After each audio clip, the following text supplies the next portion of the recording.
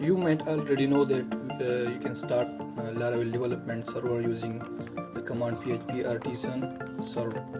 It starts the Laravel Development server, and if you go to your website, then it will work fine. But do you know that you can change the host as well as port number of this development server?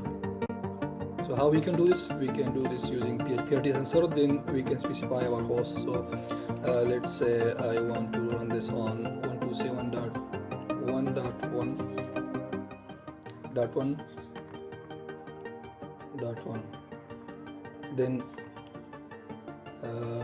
we can specify the port as well. So tag that port. Then let's say by default it runs on 8000. So let's say I want to run this on 9000.